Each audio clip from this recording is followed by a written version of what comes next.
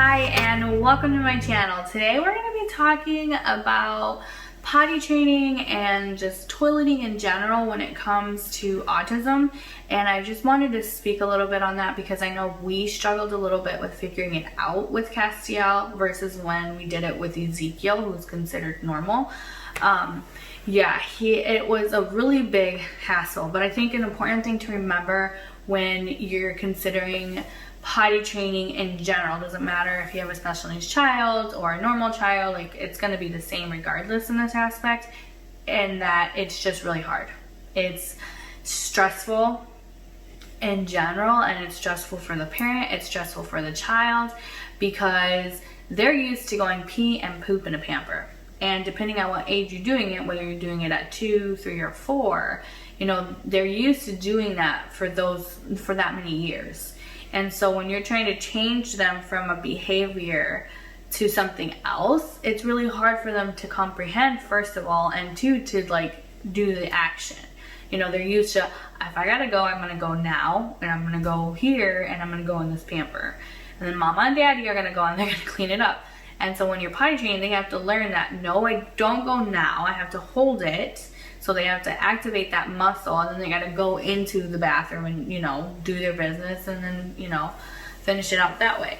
And it's stressful for the parent because you know it has to be done and you're trying hard, and sometimes the kid just doesn't grab it right away. So it can be stressful in both. And so I think patience and understanding and like patience is just what it's going to take. But with Castiel, it was really hard because, first of all, we tried potty training and it did not take him the first time. It didn't take him the second or the third or the fourth time. I think it probably took us around like 6 times before he finally clicked, like, hey, this is what I have to do, and I have to do it when I have to go, and when I go, I gotta go to the toilet, not in my pamper or my underwear. So it took a few tries, so stop and go, and we didn't push it. So we tried when he was 3, and he had already been in preschool at this time, and he had started, and so we had told the teacher, like, hey, we're gonna try to potty train him. This is what we're doing at home, if you can kind of try to keep it up at school. And she was like, okay, yeah, we can definitely work on it. And so we started on a Saturday, so it was on a weekend, and we let her know that Monday. But we didn't even get to Tuesday because we were already struggling on that Saturday and that Sunday with Castiel. And we tried to do it on Monday just to kind of see if he could do it at school, and maybe that would help him at home. But even the teacher was like, yeah, I don't really think this is working. We asked her too, like, are you sure? Like, you guys are just changing his Pampers? Like, are you okay with that? She's like, yeah, it's part of our job. I was like, okay, if you're comfortable, then we're comfortable. And so then I think we tried again on the Christmas break, and that was not a good thing either, because with Castiel, I want to say routine is key. And so at that point, they only give us like a week or something for him. And so I was like, this isn't going to work. Like, we tried, and we tried for 3 days again, and it just wasn't even working. And part of it is he's out of his routine. So he's expecting to wake up in the morning, get dressed, and get his backpack on, and we're gonna drive him to school. And that didn't happen. So first of all, he's stressful because he's going to sleep later, waking up earlier, you know, taking random naps, and it's just, his whole routine was out of schedule. And so trying to implement something, a new behavior into that, was not helping us at all. So that didn't work at all. And one thing I found with Castiel is when we're trying to implement a new behavior with him, it's better to do it when you're in routine. And so when we figured that out, we decided to try it again on a weekend for us, because he obviously knows, you know, kind of figures out, because he was only going Monday through Thursday. And so we gave him Friday to kind of adjust, like, hey, it's the weekend. So Saturday we tried again, and we tried up until Sunday because we didn't want to push it if he wasn't ready, and he wasn't ready. And then school finishes for him in June. So I think it's like the first week of June. So we gave him the whole month of June to relax, get used to the summer schedule, and then we tried it again in July, and that didn't work. By this time, we had already tried, and we had already tried up to, like, I believe 4 times.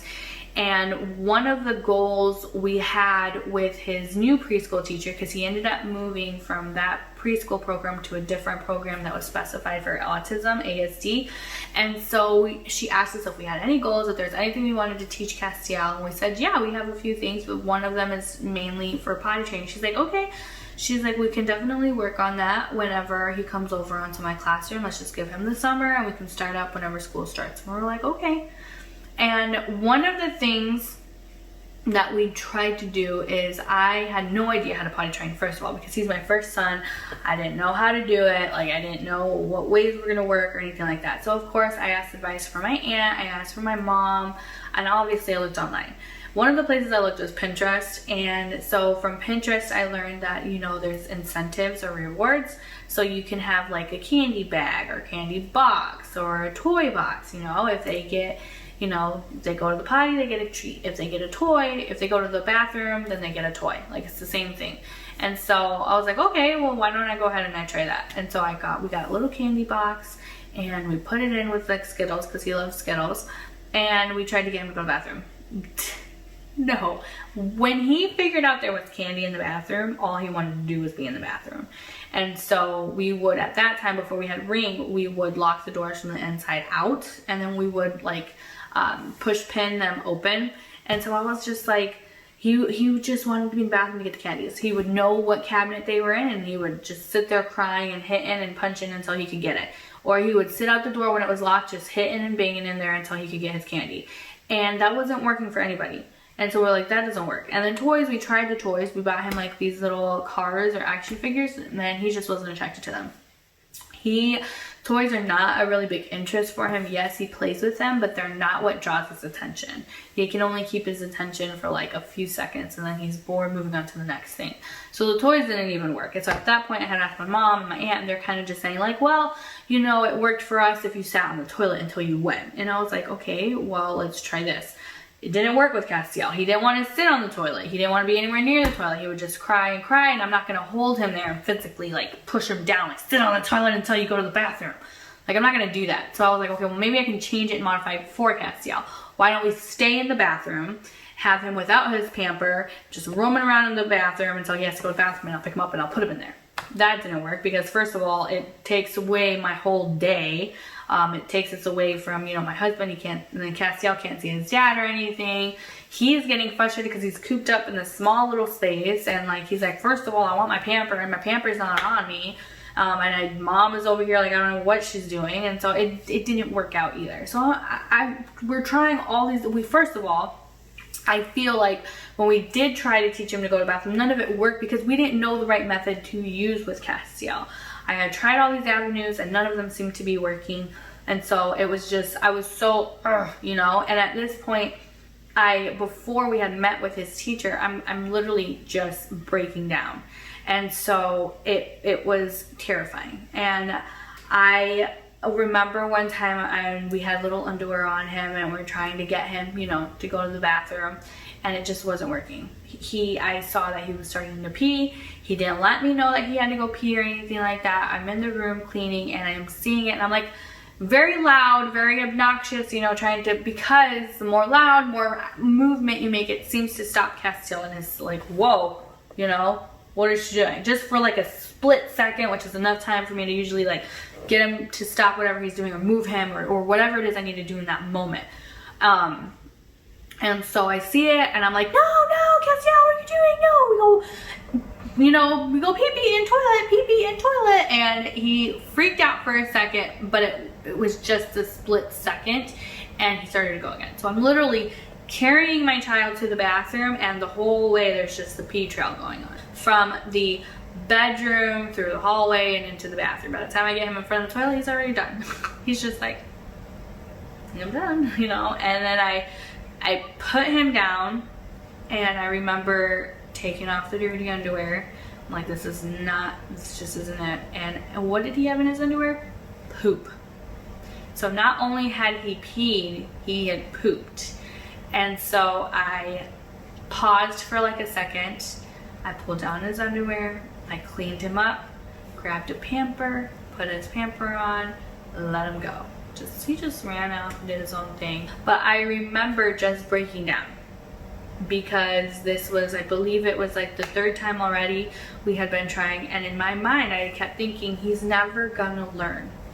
He's never gonna learn how to go to the bathroom. It's such a vital, underrated skill that we all learn, and it's so simple and not really, doesn't consider that much thought. Like, if you have to go to the bathroom, you just get up and you go. But you don't realize how important that skill is. It's important for social aspects. It's important, you know, for his own cleanliness, for his own, you know, all of those things. And so in my mind, I'm thinking he's never gonna learn how to go to the bathroom by himself. And it's not that so much just having to like change his pamper and all of that. That doesn't bother me. It bothers me that if he's going to school, you know, what if he's in 5th grade and still using a pamper, 7th grade still using a pamper, 9th grade, 11th grade, 12th grade still using a pamper, an adult and still using a pamper. You know, the more you go pee, you know, the older you get, the more pee you produce. And so, yeah, what am I gonna have to be using night underpants for my son when he's a older kid in the supermarket? You know, I can make sure he goes to the bathroom before, or I change his pamper before we leave out. And then if he goes in the car and then and I don't know, and he's not telling me, and I'm shopping through and I see this trail of yellow following my cart and he's, you know, leaking, I don't care what other people think. It's just, no, my son is gonna be feeling this. And it's like, I literally just sat there and I cried. I cried and I cried because I was scared. And I was nervous and I was worried because I just didn't know if he was ever going to learn this vital skill. And so I broke down and I cried. And then I'm still crying. I put on my gloves, my cleaning gloves, and I dump his little poop inside the toilet, and I clean up his underwear, and then I stick it in the washer, and I turn on the washer. And then I go ahead and I start cleaning up all the pee in the bathroom, the pee in the hallway, and the pee in the bedroom. And I'm crying the whole time I'm doing this.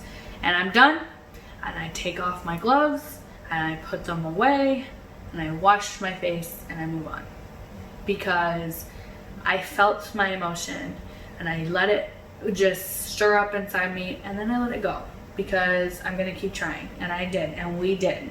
And so I asked the teacher, you know, when she asked us, I wasn't ashamed. I was like, I need help potty training him. She's like, yeah, that's what I'm here for. And she was like, why don't we wait? She's like, we're gonna go ahead and let him get acclimated to this new environment, this new routine. You know, he's obviously gonna have a new teacher. He's gonna have a new classroom, new environment, new students. You know, let's let him get acclimated. So why don't we give it about a month and a half, 2 months. And then if I kind of see that everything is going good here and you see everything is going good at home, we'll go ahead and we'll try that. And so we're like, okay, that sounds good. We had a time set for when we were gonna do this. And we waited for her to let us know because we're kind of relying on her advice. And so she let us know, like, hey, I think Castiel's ready. I did this today, and I'm gonna go ahead and give this with you home so you can use it at your home too. And I had never heard of this before, and she gave it to us. And what she gave us was this. It was a wet stop. I got this on Amazon for $22, and I did not use this with Ezekiel, only with Castiel. So as I mentioned before, the potty training process for each of them was different. So for Castiel, we used this right here. It's a little device that will vibrate and sound when it senses water. And so what she did, which is what we continue to do at home, was so you just put this in here like that. Okay, so what she did was, there's this little thing and you have to pull it apart and it opens just like that. The sensor is right here, so we would literally put it inside his underwear right in front of his penis. It didn't bother him. He used loose underwear and loose sweats because he never wears jeans. He doesn't like them. And so it didn't bother him that much, and it didn't mess with it or anything. This wire didn't seem to really bother him, or the device. So she would put it facing forward like this. This part is facing his penis, and it has little teeth, so it will grip the underwear and like that. And then this has the same thing on the back, has a little clip right here, and it just goes wherever you put it. And we would always put it on his back, where his sweats were, close to like right above his butt or right there, lower back-ish place, and it would go. So what this does is when it senses water, it's gonna vibrate and make noise. So to turn this on, there's a button on the side just to make sure that it's working. You wanna press the button right here.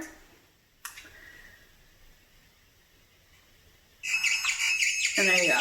So that's how you know it's working. There's the light, there's the noise, and it's vibrating. Just push it to stop. Now, the sensor is obviously right there. Here's the wet napkin. It should just make those noises and vibrations that when it senses the wetness. There you go. Yep. Just like that. It felt the water and it turned on. So.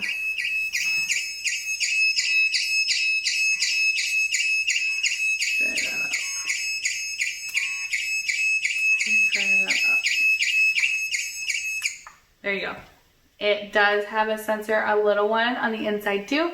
So if the water goes anywhere or the pee goes anywhere on the inside, it will be sensed as well. And then, yeah, so it'll sound and turn off just like that. If you have a girl, I would just put it, you can put it on the inside, you can put it on the outside. It doesn't matter because the underwear will get wet. And if it gets wet, it's gonna obviously soak through and reach the sensor anyway. So it doesn't really matter where you place it. This really helped with Castiel. I had never heard of this before his teacher. And so I really, really like this. Another thing to think about is that it says it's the original enuresis alarm, and enuresis means bedwetting, and that's gonna happen at night. So it's meant for at night. We used this all day and all night. When we used it at night, I didn't have it on him, connected to his back. I left this loose in his mattress and just kind of put it off to the side. And obviously I would check up and put little alarms for myself just because I didn't want him to wake up going pee in the bathroom. So I would put like maybe 2-hour interval alarms, which means I didn't get a lot of sleep. You don't have to do that. But yes, because either way, even if he did go, this would sound and vibrate and wake me up. But he did not have a bedwetting problem. So he probably wet the bed maybe like once or twice, maybe 3 times throughout the whole entire process we were potty training with him. And so that was a really big surprise for us just because of how much we struggled with him. But yes, this helps. Now, when we think about pooping, that was a completely different process. It was split. So we, at the first time, focused on peeing only. Pooping was a whole different aspect, and I'm going to be completely honest. It took us maybe about 1.5 weeks to 2 weeks to teach him how to go pee in the toilet. Not that bad, not anywhere near what I thought it would be. But yeah, and when I asked the teacher, like, hey, we're moving on to pooping, do you have any advice? She literally said, I don't know. I think about peeing and I can help you with that like we did, but I don't really have any advice or tricks to teach you on the pooping. And so again, when I looked online and I asked, kind of just the same thing. You keep them there and you sit them until they go poop, or you give them some kind of reward. That didn't work for Castiel. But what I figured out with Castiel is some kids have a routine on when they go poop. Cass didn't. He didn't go poop in the morning. He didn't have a nightly poop. He would go maybe 2 or 3 times a day. Not at all. Once a day. I couldn't pinpoint. But one thing I could pinpoint was if he had to go to the bathroom, he would run and hide to poop. Weirdest thing. But that's what he would do. He would run and hide and go poop. And so I would have to look at him and be like, hey, what are you doing? I see you up in that corner. Are you pooping? And if I felt it, I would pick him up and be like, no, like, there goes, because what is this doing? This is making a big like noise and shocking movement because it's vibrating and they can feel it through their body, and it's stopping them from continuing. It's like enough of like, what's like, what is this, and it that's what I did whenever he was pooping. So if I saw him and I'm like, okay, he's pooping, I'm gonna hey, no, poop in the toilet. And I'm gonna be waving my arms, screaming, clapping, anything to kind of just get him to, whoa, what is mama doing? You know? And that gave me enough time to keep doing it while I'm running and picking him up and taking him to the toilet until he went poop.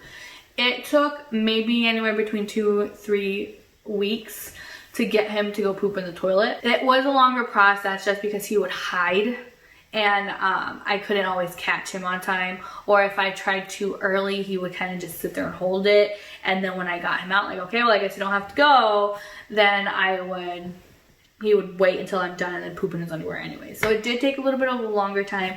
So the only advice I can give is this wet stop really helped with teaching him to go pee in the potty. Poop just took a lot of patience, a lot of noise, a lot of movement, and a lot of keeping an eye out for him to try to teach him. With Ezekiel, we were able to use the reward system. So he loved toys. So we got little Hot Wheels cars in a bag, and we kept them in a cabinet in the bathroom. Like, hey, if you want a toy, you got to go pee in the potty. And then he got onto peeing right away too, not just from the toys and the reward, but from watching Castiel go pee in the toilet. And so that one wasn't that hard. The one issue we had with him too was the pooping, but we were able to use the reward system. He too would run and hide to go poop. And so I would see it with him, but I didn't have that much of a struggle. Like, I could keep him on the toilet and be like, okay, well, you can't leave the potty if you don't go poop in there, okay? And he'd be like, okay, mama. And so he would kind of just sit there and, he would go, and then I would give him a reward for it, that little toy. So it worked better for Ezekiel than that did for Castiel, where it didn't work at all. Another thing I wanted to mention was it doesn't matter what age you start. Always listen to your child, the signs they're giving and things like that. We tried when he was 3 and it didn't work. And I only tried because I felt like it was like, oh, well, everybody seems to be potty training when they turn 3. So I tried, but it didn't work. And that, I feel like that's really important, because yes, you can try, but if he's showing signs that it's not ready, then don't force it, because that's not, I feel like this just doesn't work. And ask for help from the teacher or your special therapist or something, whether that's speech, occupational, ABA, because you know what, they may have some tricks up their sleeves that could help you. So don't be afraid to ask in that aspect or that regard either. And don't be worried if your son, your daughter follows you into the bathroom. I will say that. So Ezekiel does not really follow me into the bathroom anymore at all. He's 4 and he stopped that when he was probably 3. He really doesn't care if I'm not in the room with him right now. It doesn't matter. It just doesn't bother. Castiel, on the other hand, he's 6 and he still goes into the bathroom with me. Important thing I want people to remember is that it doesn't matter that he's in there with me. He's not paying attention to me at all. His attention is not on me and what I'm doing on the toilet. He's focused on just my presence and doing whatever he wants in there. Whether that's looking in the mirror, running back and forth, sifting through the cabinets, moving the shower curtain back and forth, looking through the towels, flipping through the towels, poking out the window. His attention is not on me. So just because my son is 6 and he's in there and I am a girl and he's like, what are you doing? Like, no, he's not focused on me. He wants just my presence. There are times when I will push him out and be like, hey, you know what? Nope, mama needs her private space, and he will literally sit outside the door. Sometimes he'll be banging and kicking and crying, but I will push him out when I feel like I don't want him to see like a certain thing or anything like that, or I really just want to go poop in private, but it's okay if your son or your daughter is whatever age they are and they're going into the bathroom. I need other parents who don't have autistic kids to understand that their focus is not on us and what we're doing on that toilet. Their focus is they just want our presence. They want to know that if I look over my shoulder, oh, there's mom. Okay, now I can go look in the mirror. I can make my noise, be happy, whatever. I need her there, or I need dad there. They're not focused on us. So other autistic moms, whenever that happens, dads, you know what? People can look at you weird. They can look at you funny. It doesn't matter. That's just kind of what I had to do with my son whenever we were potty training him. He's not 100% potty trained, but he's on his way. And so yeah, that's what we do. I hope this helps. I wish I had known about this. I'm glad I asked the teacher for help. I'm glad she was willing to help us with this, because I never knew about this. And I was very glad that she mentioned she didn't and was honest with me whenever she said that, like, hey, I don't know any tips and tricks for the pooping part. I'm sorry. I'm glad she was honest with that. And so, yeah, I hope this helps. And yeah, so thank you for watching. Thank you for listening. And don't forget to subscribe. I'll see you guys next time.